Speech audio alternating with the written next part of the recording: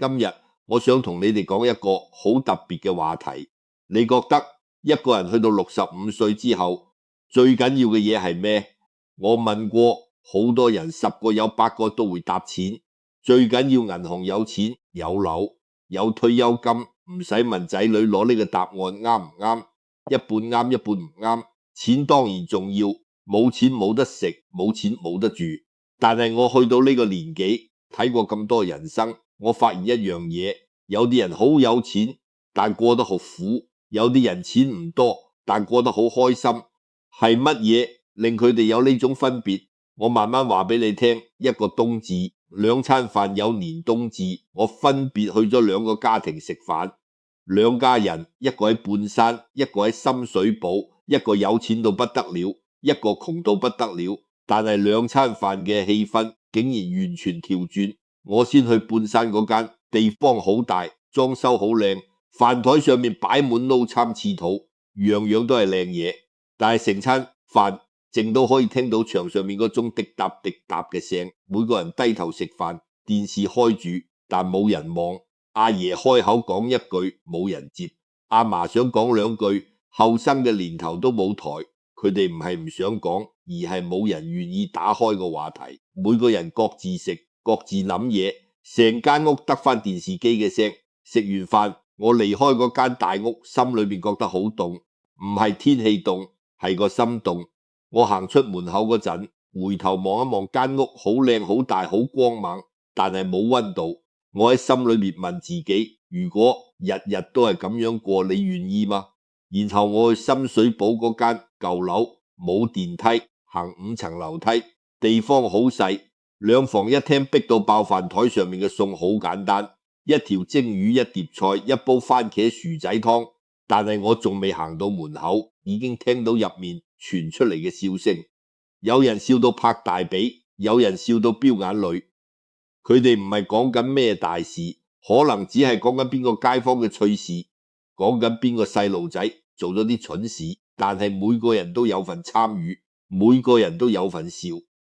一餐飯食咗3個鐘，有人插嘴，有人追問，有人幫手補充細節，每個人都有講有笑，每個人都有份參與。阿婆講古，後生嘅追問，阿叔講笑，大家一齊笑，成間屋細細嘅，但係充滿人聲、笑聲、碗筷聲。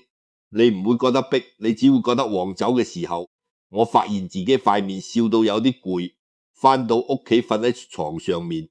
半山嗰餐飯同深水埗嗰餐飯，2個畫面喺我腦入面轉嚟轉去。我忽然之間明白咗一樣嘢，原來決定你晚年過成點嘅嘢，唔係你間屋有幾大，而係你間屋入面有冇聲。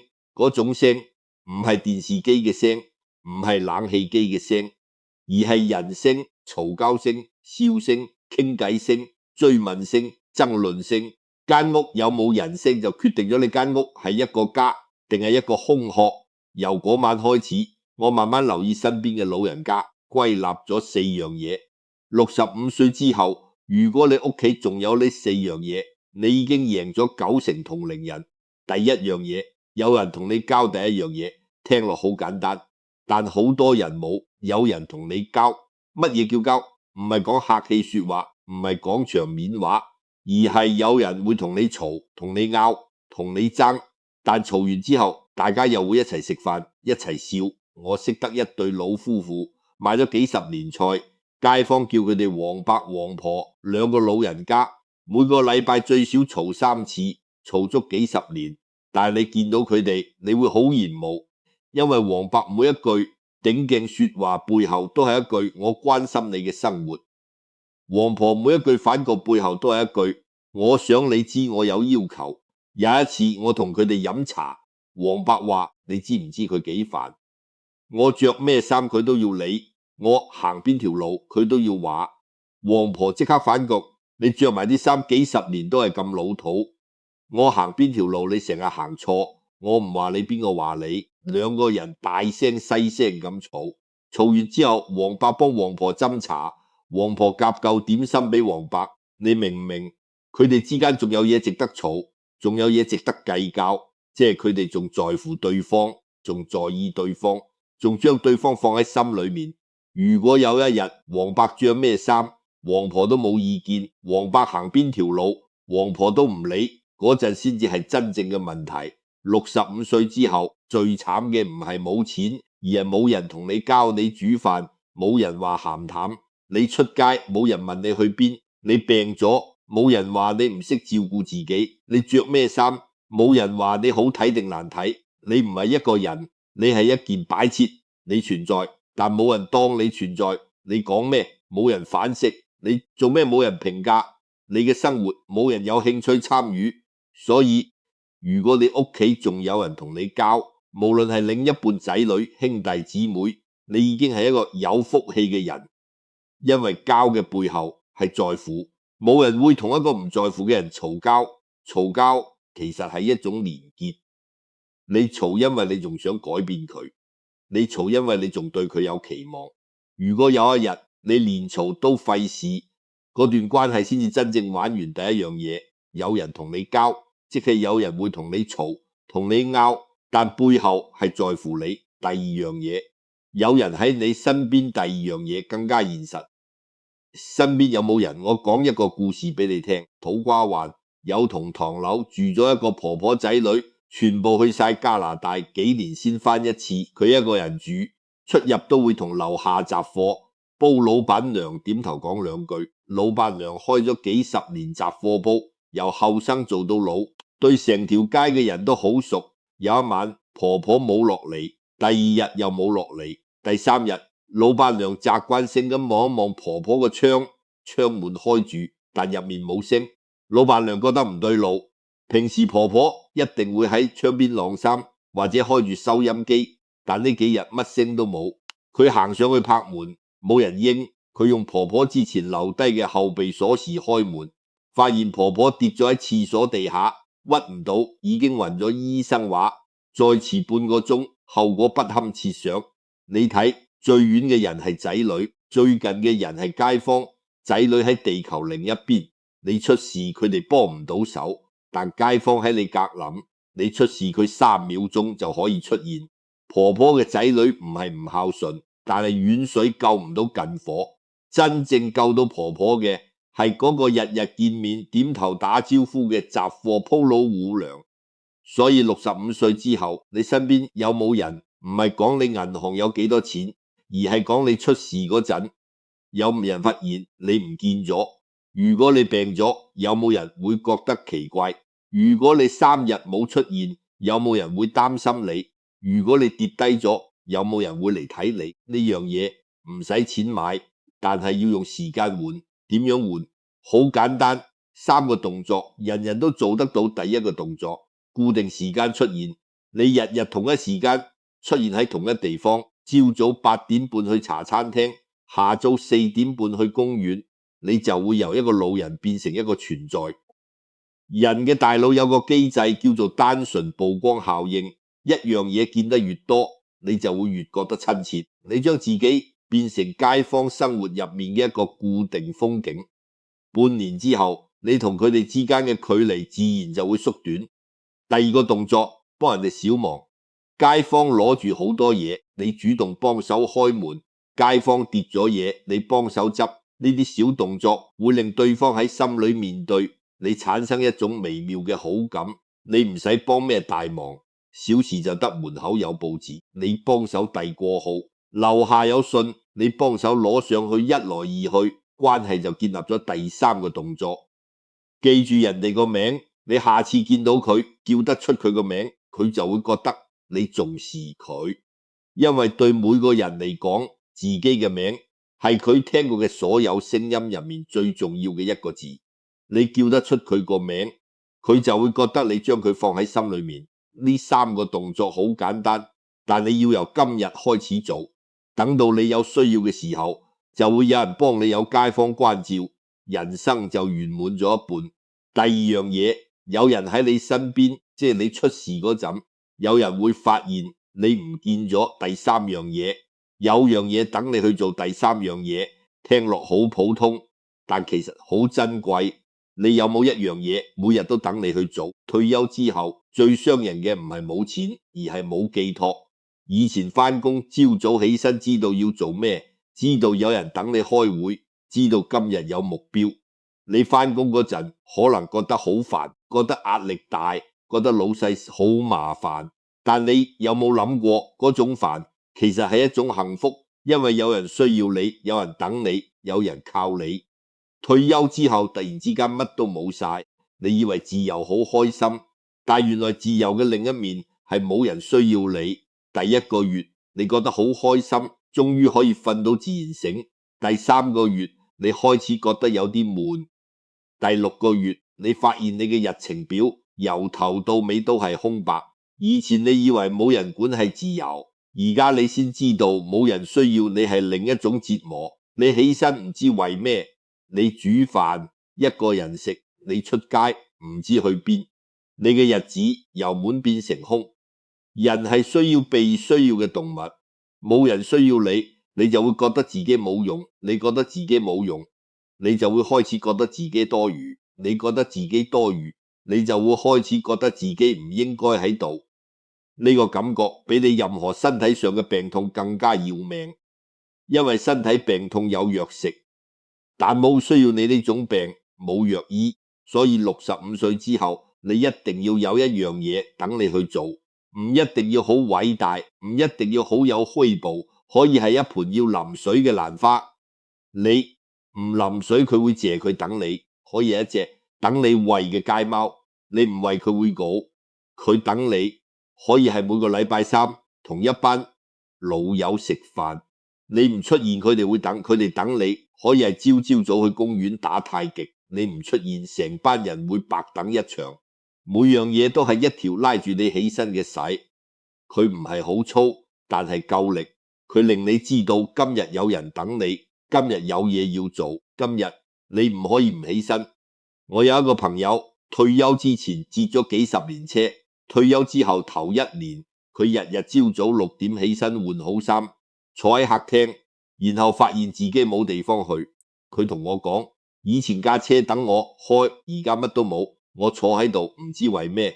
後來佢決定每日朝早行2個鐘，風雨不改。我笑佢，你咁辛苦做咩？佢話好過俾張床攬住我，張床叫你瞓多陣，但係條路叫你起身。呢個世界有2種藥係用錢買唔到嘅，一種叫被需要，另一種叫有人等你。醫生幫你唔到，仔女幫你唔到，只有你自己可以幫到自己。你揾到一樣等你去做嘅嘢，你就揾到每日起身嘅理由。第3樣嘢，有樣嘢等你去做，即係你每日都有起身嘅理由。第4樣嘢，有人想聽你講嘢。第4樣嘢可能係最難擁有嘅一樣，但亦都可能係最珍貴嘅一樣。有冇人想聽你講嘢？我講我自己嘅故事俾你聽。我有一張法王嘅船飛，係幾十年前由香港去新加坡嘅張船飛，我收埋咗好多年，因為我覺得冇人會有興趣聽我講呢啲舊事。後生嘅人覺得你講古，覺得你多傻，覺得你講嚟講去都係嗰啲嘢。你開口講2句，佢哋就低頭睇手機。你講到一半，佢哋就話你又講呢啲。你慢慢就唔想再講，將所有故事收埋喺心入面，收埋到連自己都差啲唔記得。有一日，我個孫女嚟我屋企，見到張船飛，問我爺爺呢張係咩嚟㗎？我話係船飛。佢問你去邊度？我話新加坡。佢再問點解你去新加坡嘅？嗰一刻我望住佢，心裏面好似有啲嘢爆開咗。我開始講我點樣買張船飛，點樣一個人上船，點樣去到新加坡碼頭，點樣身上嘅錢唔夠用，點樣捱過嗰段日子。我講咗半個鐘，佢一路聽，一路點頭，一路追問，然後呢，跟住你點樣？講完之後佢望住我，講咗3個字，原來係咁。嗰3個字我等咗幾十年。原來有人想知我嘅故事，原來我經歷過嘅嘢喺人哋眼裏面係有價值嘅。原來我唔係一個冇用嘅老人家，我係一本有人想揭嘅書。你知唔知老人家最怕咩？唔係死。60、70歲嘅人身邊送走過咁多人對死，其實比後生更加坦然。老人家真正最怕嘅係你活咗幾十年，經歷過戰爭，捱過苦日子，見過香港由技港變成國際都市，你捱大仔女，你經歷過高山低谷，你有無數嘅故事，但係冇人想聽。你開口，人哋話你又講呢啲，你講古，人哋低頭睇手機，你成個人生喺人哋眼裏面好似一頁都冇人揭過嘅書，你嘅經歷、你嘅感受、你嘅智慧全部埋喺地下，冇人理。如果有一日你發現自己連開口嘅意欲都冇，因為你知冇人想聽，嗰種感覺比你身體上任何病痛都更加難受，因為病痛有藥醫，但冇人想聽你講冇藥醫。所以如果你身邊有人願意聽你講古仔，有人會追問你，然後呢，有人會覺得你嘅經歷有趣有價值，恭喜你，你已經係最富有嘅人。因為每一個老人家都係一本活歷史書，問題係有冇人願意打開嚟睇。第四樣嘢，有人想聽你講嘢，即係你嘅人生故事，有人覺得有價值，你贏咗90%同齡人好。講完四樣嘢，我同你重複一次。第一，有人同你交，即係有人會同你嘈同你拗，但背後係在乎你。第二，有人喺你身邊，即係你出事嗰陣，有人會發現你唔見咗。第三，有樣嘢等你去做，即係你每日都有起身嘅理由。第四，有人想聽你講嘢，即係你嘅人生故事，有人覺得有價值。如果你屋企仲有呢四樣嘢，你已經贏咗90%同齡人。我唔係安慰你，我係認真嘅。你去社區中心行一轉，你去公園坐一個下早，你望下身邊嘅老人家，你會發現有錢嘅人多，但有呢四樣嘢嘅人少。有人有幾層樓，有幾百萬儲蓄，但係晚晚對住四面牆，冇人同佢講嘢，冇人聽佢講嘢，冇嘢等佢去做。佢有錢，但佢嘅日子好苦，佢嘅屋好大，但係空洞。佢嘅銀行戶口好多個零，但係佢嘅生活冇溫度。呢個世界最感刺嘅事實就係最貴嘅嘢，往往用錢買唔到，最平嘅嘢往往最珍貴。你可以用幾千萬買一間半山豪宅，但買唔到飯台上面有人抬頭望你一眼。你可以請10個工人24小時照顧你，但請唔到一個真心問你今日點樣嘅人。你可以買最貴嘅保健品，但買唔到一個有人等你嘅感覺。你可以儲幾百萬，但買唔到一個人坐喺你對面聽你講1個鐘頭古仔。所以如果你發現呢四樣嘢你一樣都冇，唔緊要，今日開始一樣一樣咁執翻嚟。朝朝早起身，固定一個時間，固定一個地方，見同一班人。3個月之後，你就會由一個老人變成一個存在。你幫人借一啲小忙，記住人哋個名，你嘅世界就會開始改變。你揾一樣嘢去做，無論係淋花、餵貓、打太極，任何一樣都得，最緊要係有人等你。然後你試下打開心扉，將你嘅故事講俾人聽，你會發現原來有人想聽最好。我想同你做一個約定，如果你睇到呢度，請你喺留言區打4個字，守住間屋。守住間屋唔係守住四面牆，而係守住屋企裏面嘅4樣嘢。有人同你交，有人喺你身邊，有樣嘢等你去做，有人想聽你講嘢，你用心去守，唔係用錢包去守。你打得出呢4個字，我恭喜你，你已經係一個守得住嘅人。你嘅人生一定有溫度，有尊嚴，有人味。你嘅晚年一定唔會孤單共勉之。